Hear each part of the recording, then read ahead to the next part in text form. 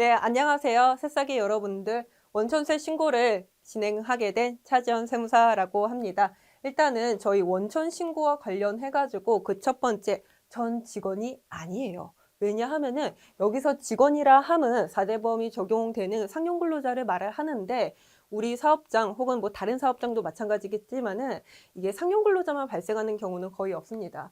일용근로소득이라든지 사업소득, 기타소득, 그리고 마지막으로는 이자 배당소득에 이르기까지 내가 어떠한 소득의 성격이 어떻게 되느냐에 따라 가지고 그에 따른 뭐 신고 구분이라든지 방법도 약간 달라지는 법이겠죠. 그렇기 때문에 일단은 그 첫 번째 일용근로소득자에 대해서 한번 살펴보도록 하겠습니다. 저희 보시면은 일용근로자란이라고 해가지고 세법으로 열거된 그런 정의가 있어요. 일단 첫 번째 줄 보시면은 근로를 제공한 날 또는 시간에 따라 급여를 계산하여 지급받는 자라고 되어 있습니다. 그 말은 즉슨 내가 얼마나 근로를 했는지에 따라서 그 성과의 여부에 따라서 이에 대해서 급여가 지급이 되는 것이겠죠. 근데 그거에 국한되는 것이 아니라 두 번째 절 보시면은 근로계약에 따라 동일한 고용주에게 3개월 이상 고용되어 있지 아니하는 자라고 되어 있습니다. 그 말은 즉슨 동일한 고용주에게 내가 3개월을 초과하여 4개월이 되는 순간 그는 더 이상 일용직 근로자가 아니라 상용직 근로자로 구분이 되어서 상용직 근로자가 일용직 근로자 이 차이점이 어떤 거죠?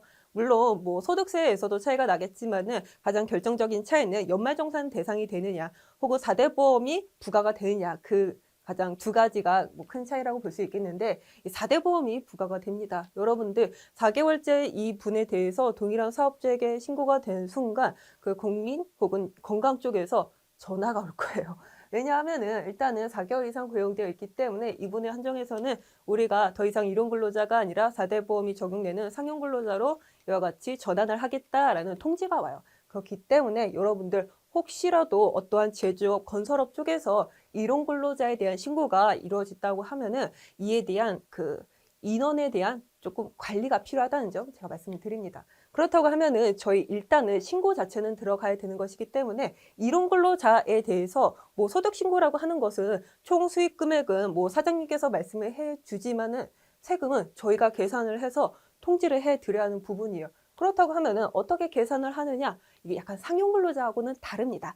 상용근로자라고 하면은 여러분들 그 첫 회에서도 살펴봤다시피 그 어떤 거였죠? 근로소득 간이세액표라는 그런 표를 통해서 우리가 자동적으로 계산이 되는 값이에요.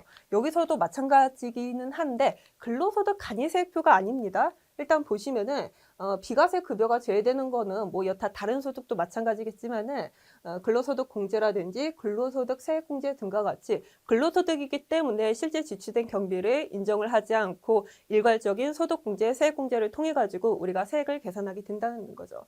근데 여기 보시면은 근로소득 세액 소득공제 보시면은 15만 원이에요. 그 말은 즉슨 급여 자체가 15만 원 이하라고 하면은 과세 표준 자체가 0원이기 때문에 세율은 아예 발생조차 하지 않게 되는 것이죠. 근데 여러분들 이게 뭐 건설업이라든지 제조업 중에서도 건설업 예를 들자 하면은 여러분들 일용직 신고 한번 신고해 보신 적 있으신가요? 그런 분들 일당이 25만 원부터 한 40만 원까지 시작이 됩니다. 당연히 1일 15만 원 훌쩍 넘기 마련이에요. 그렇기 때문에 당연히 세금이 발생이 되는 거겠죠.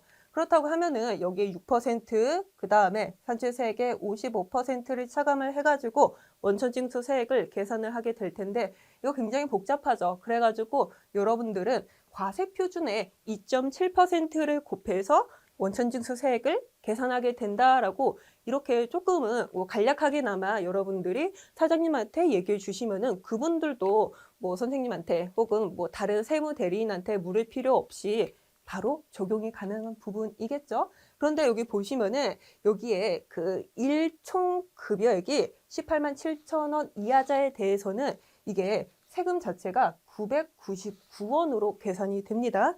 근데 여러분들 그걸 아셔야 되는 거예요. 세금이 발생했다고 해가지고 모두 신고하고 납부하는 것이 아니라 신고는 하되 1,000원 미만이기 때문에 이 부분에 대해서는 우리가 과세가 안 된다는 거예요. 그렇다고 하면은 여러분들은 15만 원 이하자에 대해서는 당연히 과세 안 되고 18만 7천 원 이하자에 대해서도 과세가 안 되는데 그렇다고 하면은 18만 7천 원 초과하는 그 이상소득에 대해서 어떻게 계산을 하느냐 제가 간단히 한 문장으로 말씀을 드리도록 하겠습니다. 그냥 급여액에다가 15만 원을 차감한 값에 2.7%를 구하시면 되는 거예요. 이와 같이 6%, 55%가 있기는 하지만은 너무 복잡하니까 여러분들은 간이세율로 2.7%만 알아두시면 될 것 같습니다. 근데 제가 이렇게 계속적으로 뭐 계산 구조에 대해서 말씀을 드리기는 하지만 여러분들 이거 프로그램상 총 급여액만 입력하기만 하면은 자동 반영됩니다. 자동 반영되기 때문에 여러분들은 이러한 이론 근로자에 대해서는 특별한 계산 구조가 있고 이 부분에 대해서 15만 원, 18만 7천 원만 이 정도만 사업자에게 알려주셔도 충분할 것 같아요. 그 다음에 우리 고용보험 공제라고 하는 것이 있는데 우리 일용자 분들 사실상 그 4대 보험 부담을 피하고자 일용으로 하시는 경우가 굉장히 많으시죠. 당연히 일용 근로의 소득의 성격이기 때문에 신고하는 경우도 있겠지만은 4대 보험이 너무 부담이 되어서 상용 근로자의 경우에도 일용직으로 신고하는 경우가 덜어 있습니다. 이거는 약간 뭐 실무적인 얘기이기는 한데 그런 경우가 있어요. 그렇다고 하면은 우리 4대 보험과 관련된 문제는 모두 해결이 되느냐? 그게 아닙니다. 보시면은 고용보험에 대해서는 모든 일용 근로자가 가입 의무화되도록 되어 있어요. 그렇기 때문에 4대 보험 중 다른 다른 보험료에 대해서는 회피가 가능하겠지만은 이 고용보험에 대해서는 반드시 신고가 이루어져야 한다. 납부해야 한다. 그렇다고 하면은 왜 하필 4대 보험 중에서도 고용보험이냐? 이게 실업급여와 밀접하게 관련이 되어 있기 때문이에요. 그렇다고 하면은 일용 근로자 분들이 계속적으로 근로를 하다가 근로를 하지 못하게 되는 그러한 경제적 어려움에 처해졌을 때에는 어떻게 해서 우리가 실업급여를 타게 되느냐. 일단은 그렇다고 하면은 실업급여에 대한 요건에 대해서 한번 살펴봐야 되는 거거든요. 보시면은 수급 자격 인정일 이전에 18개월 동안 내가 고용보험에 가입된 기간이 적어도 180일 이상은 되어 주셔야 한다는 거예요. 이게 약간 요건이 있습니다. 내가 무제한적으로 그동안 발생한 고용기간에 대해서 모두 인정을 받는 것이 아니라 1년 6개월 이내에는 적어도 180일 이상은 이게 등록이 되어 있으셔야 된다는 거예요. 그다음 두 번째 요건 보시면은 신청일 이전 1개월간 일한 기간이 10일이 채 되지 않는 경우, 왜냐면은 일용 근로소득에 대한 이러한 실업급여이기 때문에 일용 근로소득 별로 한 달에 별로 일하지 않잖아요. 그렇기 때문에 180일, 10일의 요건이 모두 충족이 되어야지만 이와 같이 일용 근로소득에 대해서도 실업급여 신청이 가능하다라고 제가 말씀을 드리고 싶습니다. 물론 저희가 뭐 세무대리인으로서 그 일용 근로소득자에 대한 세금 신고만 솔직히 해주시면 되는 거예요. 그 다음에 고용보험에 대한 고지가 나왔을 때 사장님한테 이거 납부해 주세요라고 말씀만 해주시면 된다라는 거죠.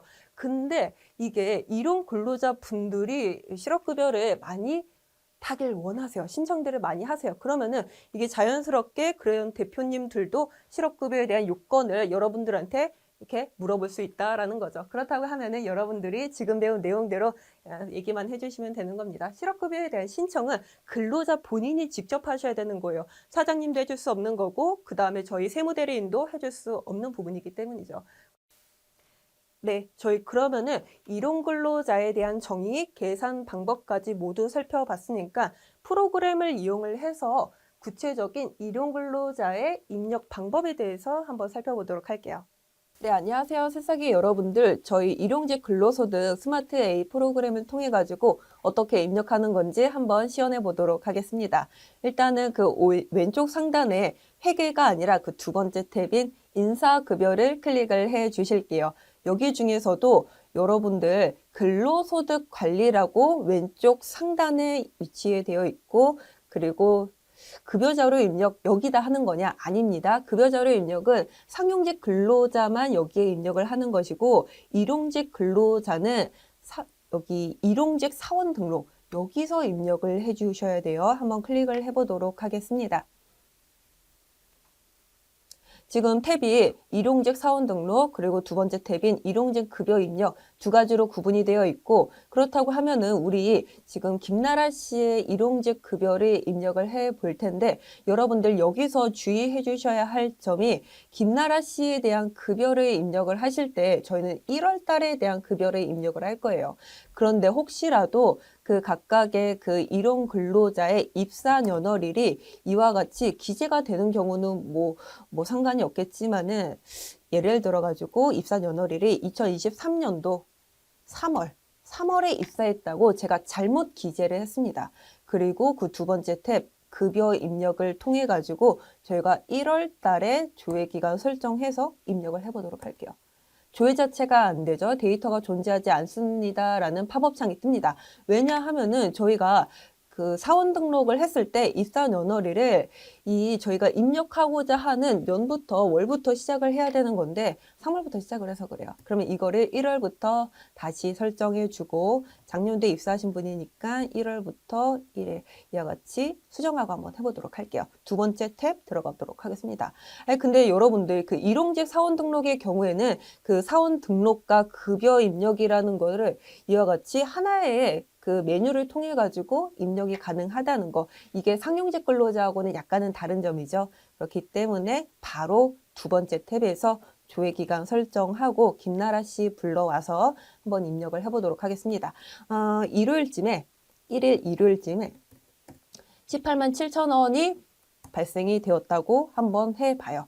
근데 지금 저희 일용직 근로소득의 경우에는 18만 7천 원까지는 저희 소득세가 부과가 되지 않는다고 말씀을 드렸죠. 대신 일용직 근로자라 할지라도 고용보험에 대해서는 의무적으로 가입이 되어야 하기 때문에 이와 같이 4대 보험 중 고용보험만 이렇게 기입이 되어 있는 걸 확인하실 수 있고, 이와 같이 18만 7천 원에 대해서는 차인 지급에 결국은 그 일용근로자에게 얼마만큼의 실지급이 이루어져야 하느냐, 얼마인 거죠? 18만 5,320원인 거죠. 그렇기 때문에 이와 같이 소득세는 발생하지 않고 총 지급액에 대해서만 여러분들이 신고를 해주시면 됩니다. 그렇다고 하면은 여러분들 18만 7천 원 이외에 25만 원이 발생되었다고 가정을 해 봅시다. 고용보험 발생하는 건 뭐 당연한 얘기인 거고 18만 7천 원이 초과되었기 때문에 이에 대해서 소득세, 지방소득세 2,700원, 270원 이와 같이 발생되어 있는 거 확인하실 수 있습니다.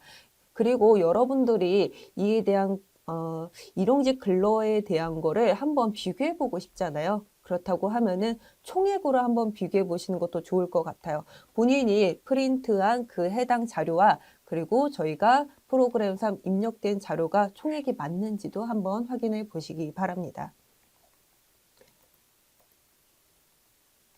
이와 같이 일용직 근로소득에 대한 입력 방법 살펴보았고, 여러분들 일용직 근로소득자의 경우에는 월별로 입력을 하고 월별로 신고하고 월별에 대한 지급명세서도 같이 제출해야 되는 거 알고 계시죠? 그렇기 때문에 사원 등록뿐만 아니라 그 다음에 급여 자료 입력에 대한 것뿐만 아니라 원천징수 이행사항 신고서, 그 다음에 마지막으로는 일용근로소득 지급 명세서까지 제출하는 거, 이거 한 세트로 외워두시면 좋을 것 같아요.